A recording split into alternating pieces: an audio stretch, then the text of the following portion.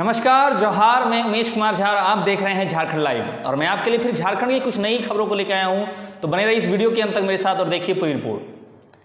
पहली खबर रांची में कब्जा कर रहे लोगों पर कार्रवाई को लेकर है। राज्य आवास बोर्ड के घरों पर दशकों से कब्जा कर रहे लोगों पर कार्रवाई तेज हो गई है। बोर्ड ने कब्जेधारियों को कब्जा छोड़ने का समय दिया था, लेकिन तैयार नहीं होने पर बोर्ड ने मजिस्ट्रेट व पुलिस बल के साथ घरों को खाली कराने का अभियान शुरू कर दिया है। बुधवार को दूसरे दिन भी अरगोड़ा और हरमू हाउसिंग कॉलोनी में जबरन कब्जा कर रहे लोगों पर कार्रवाई हुई। इस दौरान कुल 8 घर खाली कराए गए। वहीं 2 लोगों द्वारा कोर्ट का स्टे ऑर्डर दिखाने पर उन्हें छोड़ दिया गया। अरगोड़ा हाउसिंग कॉलोनी में बोर्ड की टीम सहायक अभियंता राजेश कुमार के नेतृत्व में जैसे ही घर खाली कराने पहुंची, वहां रहे व्यक्तियों ने जोरदार विरोध किया। कहा कि वे वर्षों से यहां रह रहे हैं, बोर्ड का किराया भी देते हैं, फिर भी खाली कराने का आदेश देना समझ से परे है। जब उस व्यक्ति से आवास आवंटन या किराया पर देने से संबंधित कागजात मांगे गए तो वह कागज नहीं दिखा पाए। इसके बाद पुलिसकर्मियों ने बलपूर्वक घर खाली कराया। हरमू कॉलोनी में भी एक घर में वर्षों से रह रहे व्यक्ति ने घर से सामान निकालने से इनकार कर दिया, लेकिन अरगोड़ा सीओ अरविंद ओझा की सख्ती के आगे उसके घर खाली करना पड़ा। इस मामले में बोर्ड के इंजीनियर ने बताया कि पहले फेज में कुल 56 कब्जेधारियों को घर खाली करने का नोटिस दिया गया। ये स्वेच्छा से खाली नहीं करते हैं तो बोर्ड जबरन खाली कराएगा। अगली खबर नामकुम रांची से है। रांची के नामकुम क्षेत्र में पुलिस की वर्दी पहन वाहनों को रोक अवैध वसूली करने के आरोप में 2 लोगों को गिरफ्तार किया गया है। इनमें नामकुम के कालीनगर निवासी चंदन सिंह और अनिल कुमार शामिल हैं। दोनों बोलेरो वाहन में पुलिस लिख हथियार दिखाकर वाहन चालकों पर धौंस जमाते थे और ओवरलोडिंग व चालान में गड़बड़ी की बात का वसूली किया करते थे। क्षेत्र में बालू लेकर चल रहे हाईवा और डंपर चालकों को भी डरा धमका कर वसूली करते थे। थानेदार ने बताया कि ट्रक चालक से दोनों अपराधियों ने 25,000 रुपए लिए थे, उसके बाद भी उससे पैसे की मांग कर रहे थे। एएसपी मूमल राजपुरोहित ने बताया कि लगातार सूचना मिल रही थी कि 2 संदिग्ध पुलिसों की वेशभूषा में पेट्रोलिंग कर वाहनों की चेकिंग कर रहे हैं, तब इस मामले का पता चला। अगली खबर सीबीएसई बोर्ड परीक्षा की मेरिट लिस्ट की है। केंद्रीय माध्यमिक शिक्षा बोर्ड यानी सीबीएसई इस साल 3 वर्ष के बाद मेरिट लिस्ट जारी करेगा। कोरोना को लेकर 3 साल से बोर्ड की ओर से मेरिट लिस्ट जारी नहीं हो रही थी। इस साल 10वीं और 12वीं बोर्ड परीक्षा के रिजल्ट के साथ ही मेरिट लिस्ट जारी की जाएगी। मेरिट लिस्ट में टॉपर का नाम भी जारी किया जाएगा। बोर्ड 10वीं और 12वीं का रिजल्ट मई के दूसरे सप्ताह में जारी करेगा और जोनल लेवल पर फर्स्ट, सेकेंड और थर्ड रैंक लाने वाले स्टूडेंट्स के नाम भी जारी किए जाएंगे। साथ ही बोर्ड स्कूल फर्स्ट, सेकेंड और थर्ड स्थान पर आने वाले स्टूडेंट का भी लिस्ट जारी करेगा। स्टूडेंट की अंक सूची भी सीबीएसई की ओर से स्कूलों को भेजी जाएगी, जिसमें फर्स्ट, सेकंड, थर्ड लिखा रहेगा। सीबीएसई ने इस संबंध में सभी स्कूलों को पत्र जारी कर दिया है। इस संबंध में बोर्ड के अधिकारियों ने कहा कि फर्स्ट, सेकंड और थर्ड के अलावा मेरिट लिस्ट बनने से स्टूडेंट्स में कंपटीशन की भावना बढ़ती है। कोरोना को लेकर 2020 के मार्च में सीबीएसई ने 10वीं और 12वीं के कई विषयों की परीक्षा नहीं ली थी। फिर संक्रमण बढ़ने को लेकर बाद में भी परीक्षा रद्द की गई थी। इन वर्षों में बोर्ड ने उन विषयों से औसत अंक देकर रिजल्ट जारी किया था। वहीं 2021 में प्री बोर्ड और स्कूल के पिछले 3 साल के रिजल्ट के आधार पर 10वीं और 12वीं का रिजल्ट तैयार किया गया था। 2022 में 2 टर्म में परीक्षाएं ली गई। 2022 में भी मेरिट लिस्ट जारी नहीं की गई। 3 साल बाद इस बार परीक्षा पुराने पैटर्न से हुई है और इस बार मेरिट लिस्ट भी जारी होगी। अगली खबर पश्चिमी सिंहभूम चाईबासा नगर पंचायत की बोर्ड बैठक को लेकर है। नगर पंचायत कार्यालय के सभागार में मीनाक्षी पटनायक की अध्यक्षता में बोर्ड बैठक हुई। बैठक में मुख्य रूप से उपाध्यक्ष, कार्यपालक पदाधिकारी, सभी वार्ड पार्षद, नगर प्रबंधक एवं सभी कार्यालय कर्मी उपस्थित रहे। इस बैठक में पेयजल एवं स्वच्छता विभाग से लोपो देवगम तथा विद्युत विभाग से सुमित महापात्र भी उपस्थित हुए। बैठक में विकास कार्य एवं राजस्व से संबंधित अनेक प्रस्ताव को सर्वसम्मति से पारित किया गया, जिसमें मुख्य रूप से निर्णय लिया गया कि वर्तमान में नवनिर्मित बस स्टैंड का परिचालन आरंभ नहीं होने की वजह से उक्त भवन का संचालन एवं रखरखाव हेतु अस्थायी रूप से अन्य प्रयोगों में लाया जा सकता है। साथ ही टैक्सी, मैक्सी एवं हाट बाजार का न्यूनतम बंदोबस्ती राशि 3 लाख निर्धारित करने का प्रस्तावित भी पारित किया गया है। जब तक आश्रय गृह का परिचालन आरंभ नहीं होता है, तब तक भवन का संचालन एवं रखरखाव के लिए गेस्ट हाउस के रूप में प्रयोग किए जाने का निर्णय लिया गया है।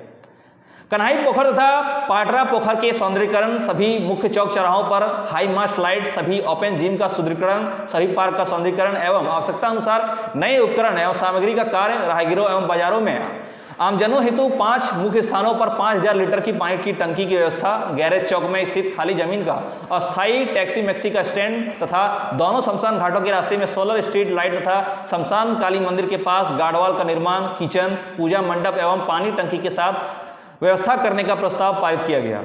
इसके अलावा बोर्ड के द्वारा कुदसाई स्थित नवनिर्मित विद्युत सप्ताह गृह एवं विशेष केंद्रीय सहायता राशि से राजबंद स्थित निर्मित नगर पुस्तकालय का संचालन एवं रखरखाव हेतु विचार विमर्श किया गया।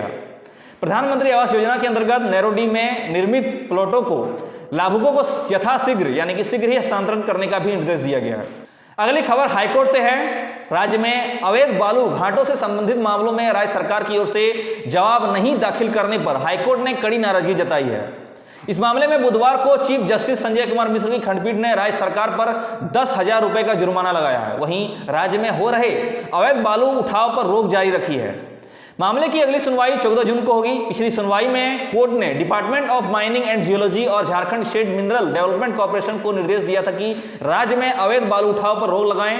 यह भी कहा था कि कोर्ट के आदेश का पालन नहीं करने पर आपराधिक अवमानना का मामला माना जाएगा। झारखंड हाईकोर्ट द्वारा 100 करोड़ की मिड डे मील घोटाले पर सीबीआई द्वारा दर्ज मामले में बुधवार को तीनों आरोपी भानु कंस्ट्रक्शन के पार्टनर बिल्डर संजय तिवारी, उसके सहयोगी राजू वर्मा और एसबीआई हटिया ब्रांच के तत्कालीन शाखा प्रबंधक अजय उरांव के खिलाफ आरोप भी तय किया गया। इसमें तीनों आरोपियों की मुश्किलें और बढ़ गई है। 6 वर्ष पुराने इस मामले में सुनवाई करते हुए सीबीआई के विशेष न्यायाधीश पीके शर्मा की अदालत ने बुधवार को तीनों आरोपियों से के ऊपर लगे आरोपों के बारे में पूछताछ किया, उसको आरोपित करार किया। साथ ही प्राइवेट एवं सरकारी वाहनों पर अपने पदनाम का बोर्ड लगाकर घूमने वालों पर नकेल कसने को लेकर दायर याचिका पर हाईकोर्ट में सुनवाई हुई। बुधवार को ही चीफ जस्टिस संजय कुमार मिश्र की खंडपीठ में राज्य सरकार की ओर से शपथ पत्र दायर किया गया। कोर्ट को बताया गया कि राज्य में अब तक 2398 वाहनों के नेम प्लेट हटाए गए हैं, उनसे जुर्माना वसूला गया है। इनमें 5 सरकारी गाड़ियां भी शामिल है। जुर्माने के रूप में 11,99,000 रुपए वसूली की गई है। अगली सुनवाई 3 मई को होगी।